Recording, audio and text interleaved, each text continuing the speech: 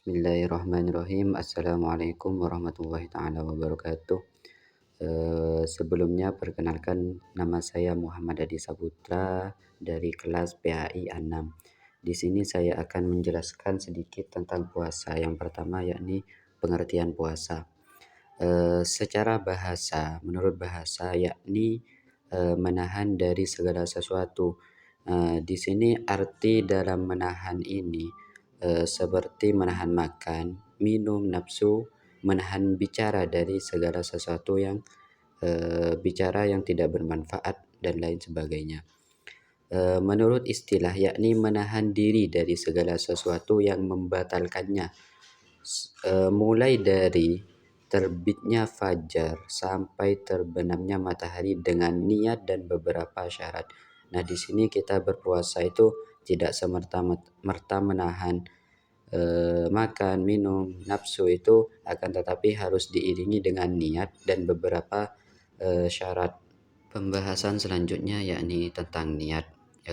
Sebagian ulama berpendapat bahwa niat juga merupakan syarat sah puasa dan juga rukun puasa. Nah, di sini niat memang bergantung terhadap semua pekerjaan kita.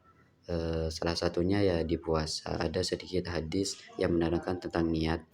Barang siapa yang tidak membulatkan niat puasanya sebelum fajar, maka puasanya tidak sah. Hadis riwayat Ahmad. Dan di sini niat memang sangat diperlukan apabila kita menginginkan puasa kita diterima dan sah menurut agama dan ajaran Islam. Rukun yang kedua yakni menahan diri dari perkara yang membatalkan puasa. Sebelumnya kita membahas niat.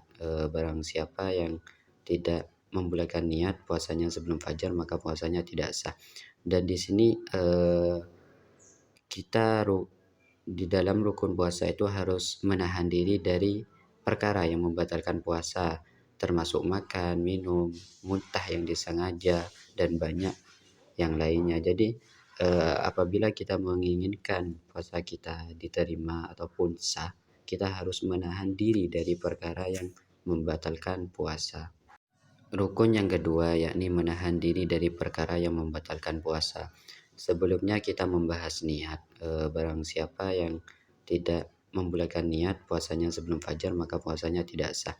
Dan di sini kita di dalam rukun puasa itu harus menahan diri dari perkara yang membatalkan puasa, termasuk makan, minum, muntah yang disengaja, dan banyak yang lainnya. Jadi apabila kita menginginkan puasa kita diterima ataupun sah, kita harus menahan diri dari perkara yang membatalkan puasa.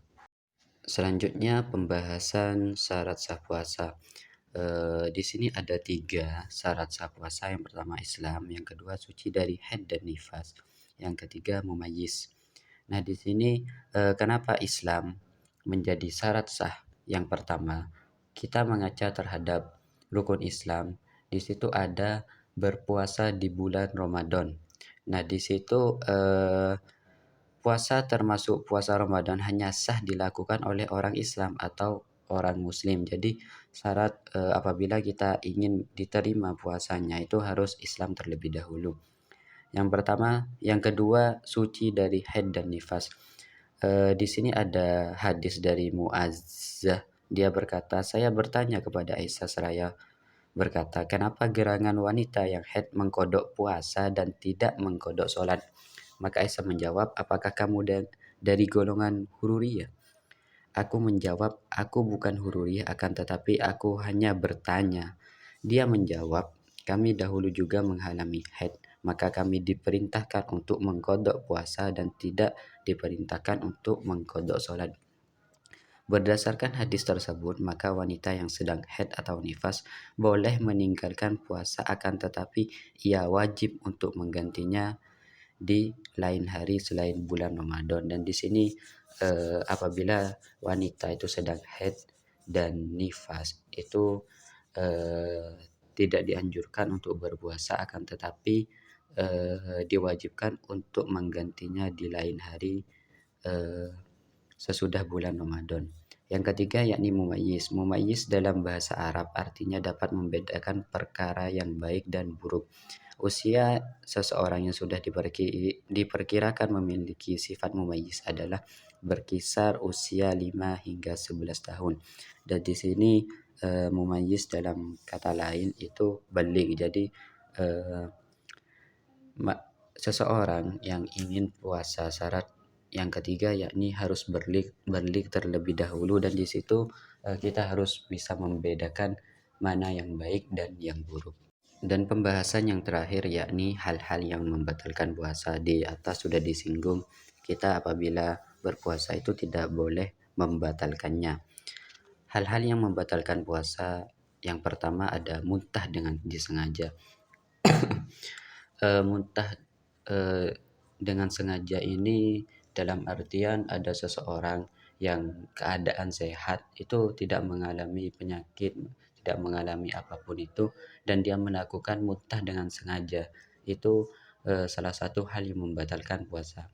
Yang kedua yakni bersetubuh atau laki-laki mengeluarkan air mani dengan sengaja. Yang kedua ini memang sangat dilarang bersetubuh meskipun itu sudah sah menjadi suami istri. Apabila di saat suami istri itu sedang berpuasa, memang sangat dilarang untuk bersetubuh. Dan laki-laki yang mengeluarkan air mani dengan disengaja. Jadi sesuatu perkara yang buruk dilakukan oleh seseorang laki-laki yakni mengeluarkan air mani dengan disengaja. Dan itu bisa menjadi perkara yang membatalkan terhadap puasa kita. Yang ketiga yakni sedang haid dan nifas sesuai dengan syarat sah di atas penjelasan tentang haid dan nifas. Yang keempat yakni melahirkan. Yang kelima mabuk atau pingsan sepanjang hari. Kita meskipun menahan diri dari segala sesuatu yang membatalkan puasa, memang lebih enak kita tidur. Akan tetapi di sini apabila kita tidur dari pagi sampai maghrib, sampai batas sudahnya kita berpuasa, itu termasuk hal yang membatalkan puasa. Yang terakhir yakni murtad. Murtad di sini dalam artian keluar dari ajaran agama Islam.